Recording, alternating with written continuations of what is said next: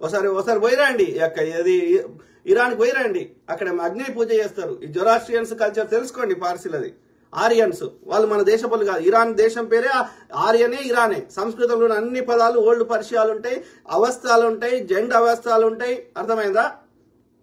అది ఎవరిది? ఈ అవస్థ ఎవరిది? జొరాస్ట్రియన్స్, పార్సీలది. అర్థమైందా? ఇరానీలను కూడా పార్సీలే అంటారు, ఇరాన్లను కూడా ఫాసీ అంటారు. సో అది మన దేశ పనులు కాదు. వాళ్ళు ఈ దేశం మీద ప్రేమ ఉండదు. ఇంకో ఆర్యన్కి చంపేస్తే మనకి బాధ అవుతుంది. అనార్యన్కి మూలవాసిని చంపేస్తే ఏ బాధ కాదు. ఆ భారతదేశంలో ఉన్న ముస్లిమ్స్ అయినా క్రిస్టియన్స్ అయినా వాళ్ళు కూడా అనార్యులే. ఈ బ్రాహ్మణ్ యొక్క వివక్షను తట్టుకోలేక కన్వర్ట్ అయిన వాళ్ళే. అర్థమైందా? కాబట్టి ఎవరు ఏ మతం మొక్కితే నాకు వచ్చిన నష్టమైందిరా అయ్యా. I don't understand. Common sense అనేది బుద్ధి లేకుండా ఎడిపోతుంది. మాట్లాడండి. పిల్లలకి మంచి క్వాలిటీ ఎడ్యుకేషన్ కావాలి, మాట్లాడండి. నా కొడుకుని అమెరికాకు పంపిస్తా, నా బిడ్డని యూకేకి పంపిస్తా కాదు, అక్కడ ఏమేమి ఉన్నాయో నా దేశంలో చేసుకుంటా అనండి. లేవా మన దగ్గర పైసలు లేవా, రిసోర్సెస్ లేవా? అక్కడ నాసాలో పనిచేసే సైంటిస్టులు మనోళ్ళే అన్నప్పుడు ఆ సైంటిస్టులు మన దేశం కోసం పనిచేయలేరా? అమెరికాలో పనిచేస్తున్న ఐటీ కంపెనీలో మనోళ్ళే అన్నప్పుడు వాళ్ళకున్న తెలివితేటలు మన దగ్గర వాడలేరా? మరి అమెరికాలో పనిచేసే శక్తి ఉన్న మన దగ్గర ఎందుకు చేస్తలేరు? అంటే అమెరికా ప్రొవైడ్ చేస్తున్న ఆ యొక్క ఫెసిలిటీస్, ఆ బేసిక్ ఇన్ఫ్రాస్ట్రక్చర్ మనం చేస్తలేమని అర్థం. వాళ్ళ నాలెడ్జ్ మనం యూజ్ చేసుకోలేకపోతున్నాం. మరి దాని గురించి ఆలోచించండి, వాటి గురించి చర్చ చేయండి. ఈ రోడ్డు మీదకి వచ్చి బెదిరించేది జమ్మి కత్తులు పట్టుకుంటే వాళ్ళకి ఏమన్నా నేను చెప్పే పదాలలో ఆ పదానికి అర్థమన్నా తెలుసా వీళ్ళకి? ఎక్కడికి తీసుకోబోతున్నారు వీళ్ళు? ఏం తిని బతుకుతారు? టెక్నాలజీ లేకపోతే ఏ దేశపోడైనా వచ్చి ఒక్క 2 నిమిషాల్లో మన దేశాన్ని ఆక్యుపై చేసిపోతాడు.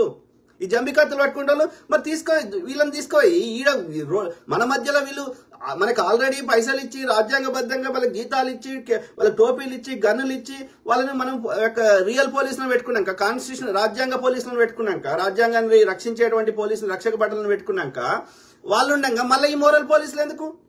మీ జిల్లా అంత దమ్మంటే చెడ్డీ గ్యాంగు పోయినరి, మొన్న ఎందుకు రక్షించలేదురా?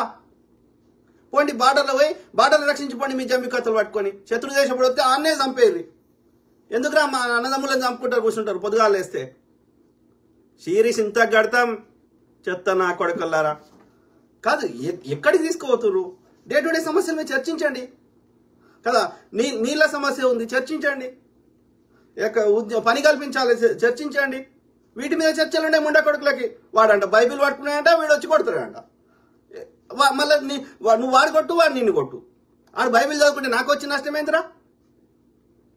చెత్త నా కొడకల్లారా. అవి ఎంతవరకు నిజమో, అవి ఎప్పుడు రాసిర్రో, ఎందుకు రాసిర్రో, ఏం కాలమో, అప్పుడున్న మనుషుల యొక్క జీవన స్థితిగతులు ఏంది, వాళ్ళ ఆలోచన విధానం ఏంది, ఏం సంబంధం లేదురా. అప్పటిది ఒక 70 ఏళ్ల కింద రాసిన రాజ్యాంగమే ఇప్పుడు 100% యాజ్ ఇట్ పనిచేస్తలేదు. దాన్ని అమెండ్మెంట్ చేసుకుంటున్నాం. అట్లాంటిది 2000, 3000 సంవత్సరాల కింద రాసిన పుస్తకాలు అవి ఇప్పుడు యాజ్ ఇట్ ఎట్లా పనిచేస్తాయి? చెత్త నా కొడకలు. దాని గురించి కొట్లాడుతున్నారా? కాదు, ఆయన బైబిల్ చదువుకుంటే నాకు ఏ రకంగా నష్టమవుతుంది చెప్పు? నా భగవద్గీత చదువుకొని వద్దంటుండ ఆయన? నా ఇంకో పుస్తకం చదువుకుంటే వద్దంటుండా? పిచ్చి బాడకవులు, దిమాక్ లేదు. మాట్లాడండి. డే టు డే ప్రజా సమస్యల గురించి మాట్లాడండి కదా. మా ఊరికి నీళ్ళు వస్తలేవు, మాట్లాడండి. మా ఊరికి కరెంట్ వస్తలేదు, మాట్లాడండి. మా ఇంటికి ఇంటర్నెట్ వస్తలేదు, మాట్లాడండి. లేకపోతే మేము పండించిన ధాన్యానికి గిట్టుబాటు ధర వస్తలేదు, మాట్లాడండి. ఇవి డే టు డే సమస్యలు.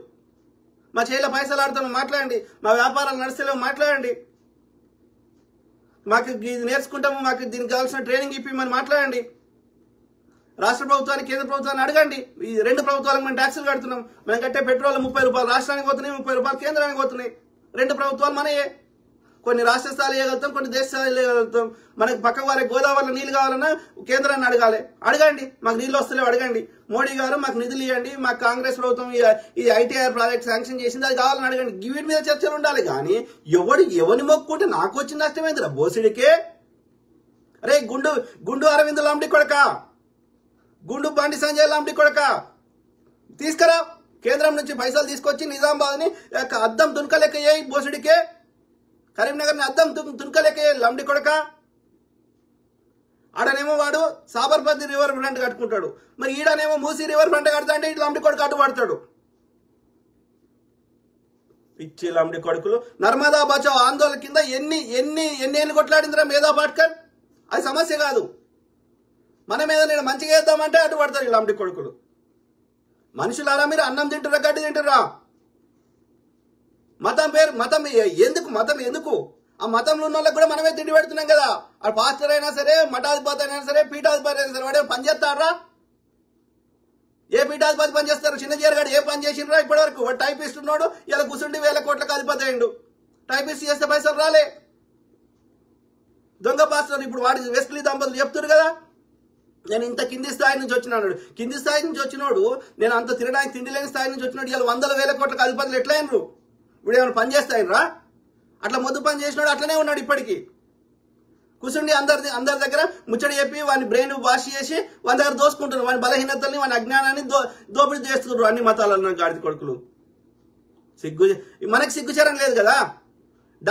వానికి రోగం వస్తే మఠాధిపతి అయినా, పీఠాధిపతి అయినా, పూజారి అయినా, వానికి రోగం వస్తే ఎయిమ్స్కి పోతాడు, లేకపోతే అపోలో హాస్పిటల్ పోతాడు, పెద్ద హాస్పిటల్ పోతాడు. సద్గురు ఎడిపోయినరా మన రోగం వస్తే? వాడు మంత్రం వచ్చో ధ్యానం చేసి తగ్గించుకోవచ్చు కదా. ఎడిపోయి ఎయిమ్స్లో పోయి సర్జరీ చేయించుకున్నాడు ఢిల్లీలో. అమిత్ షా ఎడిపోతారా? చిరంజీవి ఎడిపోతారా రోగం వస్తే? మన దేశంలో ఆ ఫెసిలిటీ లేకపోతే విదేశంకి పోతాడు. వాడు వచ్చేసి మన రోగం తగ్గిస్తారా? మనకు దిమాగ్ లేదు. అట్లా తగ్గాయి అట్లా ఇనేది ఉంటే ప్రకృతి చెప్పండి. వర్షం పడుతుంటే, గాలి దుమారం వస్తుంటే, భూకంపం వస్తుంటే ఆపమానండి వీళ్ళని. భూమి ఇంటదేమో చూద్దాం. ఎంతసేపు అజ్ఞానంలో ఉంటారా? అరే అదొక మెంటల్ పీస్ దొరుకుతుంది, మానసిక ప్రశాంతత దొరుకుతుంది. ఏదో మొక్కుకో నీకు నచ్చినప్పుడు, గంటవరకే. మాయాలు అద్భుతాలు కావు. మధ్యవర్తి చెప్తున్నాడు, ఇంకా మధ్యవర్తి అసలే అవసరం లే. కామన్ సెన్స్ లేదు, బుద్ధి లేదు. అర్థమైందా మీకు? సో ఆ క్రమంలో ఇది భారత రాజ్యాంగం చెప్తున్నది. అట్లనే నిన్నగాక మన సుప్రీంకోర్టు తీర్పిచ్చింది. ఎవరికి నచ్చిన వాళ్ళ మతాన్ని మొక్కోవచ్చు అని చెప్తున్నది. రిలీజియస్ ఫ్రీడమ్ నువ్వెవడరా తీసేయడానికి? నీకేం హక్కు ఉందిరా? వాడు 18 ఏళ్ళు దాటినోడు ఎవరికి ఏం నచ్చిందో అది మొక్కుంటే ఎవరికి నష్టం లేనప్పుడు నీకేం సమస్య? నువ్వెందుకు మోరల్ పోలీసింగ్ చేస్తున్నావు? వాళ్ళు నిజంగా రాజ్యాంగబద్ధంగా తప్పు చేస్తే పోలీస్ కంప్లైంట్ వాళ్ళు నువ్వు చెప్పిన దాని న్యాయం ఉంటే పోలీసులు చర్యలు తీసుకుంటారు. కానీ నువ్వోడిరా వాడిని ఆడికి కొట్టడానికి? చెత్త నా కొడుకులారా, ఆలోచించండి మిత్రులారా. కాదురా, మీకు ముస్లిమ్స్ కూడా ఓట్లేస్తారు కదా, క్రిస్టియన్స్ కూడా ఓట్లేస్తారు కదా. ఇక మరి సమస్య ఏందిరా? ఏ మతంలో ఉన్నాయి మీకు ఓట్లు వేసినాక? ఓట్ల కోసం మేము లంగ రాజకీయం చేసేది ఉంటే హిందువుల ఓట్లే కావాలంటే మరి క్రిస్టియన్ ఎక్కువ ఉన్న రాష్ట్రాల్లో మీరు గెలవద్దు. మరి ఎట్లా గెలిచినారు? అస్సాంలా, త్రిపురాలో, ఇంకో దగ్గర. చెత్త బాడకవులు. సో మరి వాడు కొడుతుంటే ఈ గాడి కొడుకులు ఏం చేస్తున్నారు? ఈ దొంగ పాస్టర్ గాళ్ళు, ఇలా పైసలు దోసుకుంటున్న వాళ్ళు, ఈ అభినయ్ డాక్టర్ అభినయ్ వీడియో ఓడోడో ఉన్నాడు కదా, క్రిస్టియన్ ప్రొటెక్షన్ ఫోర్స్ అని. మరి ఏం చేస్తారు? వాళ్ళు కొడుతుంటే వీడు ప్రొటెక్షన్ ఎడే చేస్తున్నాడు అంటే అందరు దొంగలు తయారయ్యారు. ఓకే, అర్థమైందా మిత్రులారా? సో కాబట్టి ఆలోచించమని కోరుతున్నా. అట్లనే మరి ఇప్పుడు మీరు ఇట్లా చేస్తే ఇప్పుడు వేరే దేశాల్లో ఉన్న వాళ్ళు కూడా అట్లే అంటారు. అమెరికాలో ఒక్క గుడి ఉండొద్దు అంటారు, యూకేలో ఒక్క గుడి ఉండొద్దు అంటారు, ఇంకో దేశంలో ఇంకో గుడి ఉండొద్దు అంటారు. ఇస్లామిక్ దేశమైన దుబాయ్లో కూడా గుడి కట్టుకొని ఇచ్చిండు కదరా. చెప్పండి మిత్రులారా. అంటే అర్థమైంది? మీరు వేరే దేశ వాళ్ళు క్రిస్టియన్స్ మేము హిందువులకి పెట్రోల్ అమ్మమంటారు, ఇంకో దేశపోడు ఆయుధాలు అమ్మమంటాడు క్రిస్టియన్ దేశపోడు. మేము క్రిస్టియన్ తయారు చేసిన వాట్సాప్, ఫేస్బుక్, ఇంకో టెక్నాలజీ వాడొద్దు అంటాడు. ఇక భారతీయ హిందువుల దగ్గర మేము సాఫ్ట్వేర్ మాకు వద్దంటాడు, హిందూ డాక్టర్ మాకు వద్దంటాడు, హిందూ ఇంజనీర్ మాకు వద్దంటాడు. అప్పుడు ఏం చేస్తారా? ఏం తింటారా? జంబి కత్తులు పట్టుకొని ఒకంద కూడా పొడుచుకొని తింటారా? అది ఏం చేస్తారా? చెడ్డీ గ్యాంగు లండి కొడకల్లారా. దేనికి కొట్లాడుతుర్రా? మిమ్మల్ని మొక్కోర్రా? పొద్దుగాలెత్తే భగవద్గీత చదువుకుంటారా, ఇంకోటి చదువుకుంటారా? భగవద్గీతలు ఉన్నాయో పాటించండి రా. అల్లున్నాయి కూడా పాటిస్తలేరు కదా లండి కొడుకులు. ఏం పనిలేదు. పోనీ మిమ్మల్ని పంపిస్తున్న మీ నాయకుల పిల్లలు ఏం చెప్తారు? బండి సంజయ్ గారిని కొడుకు ఏం చెప్తున్నారు? జమ్మి కత్తి పెట్టుకుని రోడ్ల మీకు వస్తుండారా? వాడు రఘునందన్ రావు గాని కొడుకు పిల్లలు గాని వారి భార్య గాని రోడ్డు మీకు వస్తున్నారా జమ్మి కత్తులు పట్టుకొని? నడ్డా పిల్లలు వస్తున్నారా? అమిత్ షా పిల్లలు వస్తున్నారా?